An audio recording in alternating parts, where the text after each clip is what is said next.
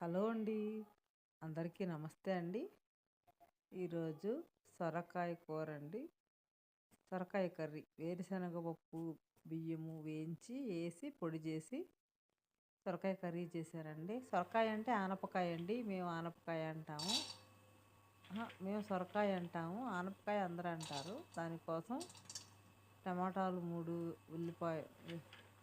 ఉల్లిపాయ ఒకటి తీసుకున్నాను. వేరుశనగ పప్పు బాండల్లో వేపుకున్నాను. మీకు కొన్ని ఎక్కువ వేపుకున్నానండి. మళ్ళీ వేరే చట్నీకి కావాలని, ఇడ్లీ చట్నీకి కావాలని ఎక్కువ వేపాను. మీరు కొంచెం వేపుకోండి, నేను మిక్సీలో వేస్తాను చూడండి. మిక్సీకి వేసినండి కొన్ని ఎక్కువలో వేపుకున్నాను.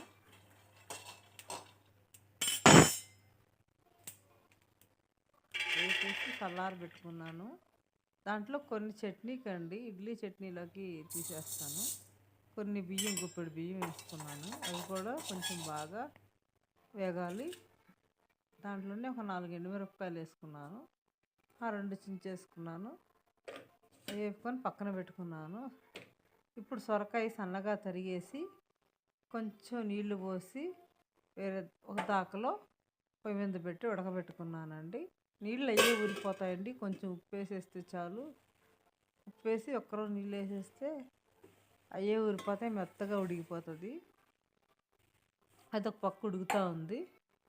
నేను ఈలోగా టమాటా ఉల్లిపాయ కోసి పెట్టుకొని పక్కన స్టవ్ వెలిగించి బాండలు పెట్టుకొని ఆయిల్ పోసుకున్నానండి.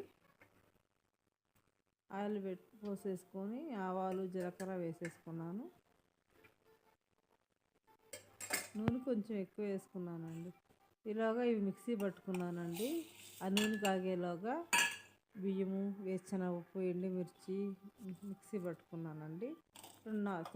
వెల్లుల్లిపాయలు కూడా వేసానండి. మేము తెల్లగడ్డలు అంటాం, అది వేరుశనగపప్పులు అది కొన్ని వేసాను. ఎక్కువ వేస్తే మరీ బాగోదండి.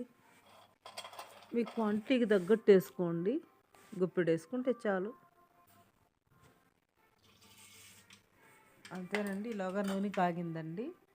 నూనె కాగిన తర్వాత పోపు పెట్టుకున్నానండి. ఇంకా పెట్టుకున్నాను. ఇలాగా మిక్సీ పట్టేసాను. చిన్న మంట మీద ఎగుతుంది. ఉల్లిపాయలు టమాటాలు కూడా వేసేసుకున్నానండి. ఎగుతూ ఉంటాయి. బాగుంటుందండి కూర. ట్రై చేసి చూడండి. చేసుంటారు చాలామంది. కొంచెం పసుపు వేస్తాను. పసుపు ఎందుకు వేస్తున్నానంటే ఉల్లిపాయలు గబాలు మగ్గిపోతాయి పసుపు వేస్తే. ఇప్పుడు తీసి పెట్టి పక్కన పెట్టుకున్నానండి. ఇప్పుడు వేయకూడదు, అది కాసేపు ఆగి ఉడికిన తర్వాత వేయాలి. కరివేపాకు వేసుకున్నాను. కూర మాత్రం బాగుంటుందండి. సొరకాయ కూర అలా అవి చేస్తే వేసిన పప్పులు ఎక్కువ వేయకూడదండి, కొన్ని వేయాలి. టమాటాలు వేసుకున్నాను, బాగా మక్కుతూ ఉన్నాయి కూడా. అంటే ఇలాగ సొరకాయ కూడా ఉడికిపోయిందండి. అయినా ఉంచాను, ఉడుకుతుందని, కాసేపు ఉంటుందని దించేస్తాను. మళ్ళీ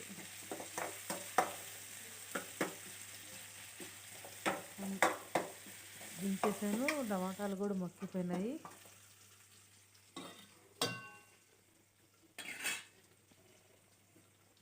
ఇప్పుడు సొరకాయ వేసేసుకున్నానండి. ఆ టమాటా ఉల్లిపాయలు వేగిన తర్వాత సొరకాయ వేసేసుకున్నాను.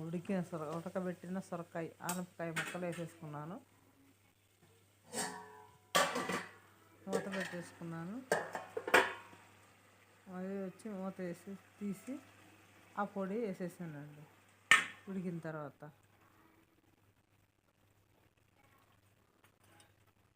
అంతేనండి.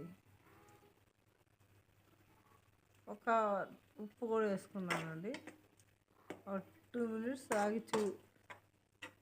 ఆగిన తర్వాత వేయాలండి ఆ పొడి. కరివేపాకు, లాస్ట్ కొత్తిమీర వేసుకొని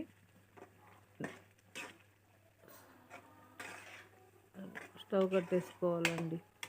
ఉడుకుతూ ఉంది. ఇంకా అప్పుడు వేస్తే చిక్కబడిపోద్ది కూర. బాగా టేస్ట్గా ఉంటుందండి.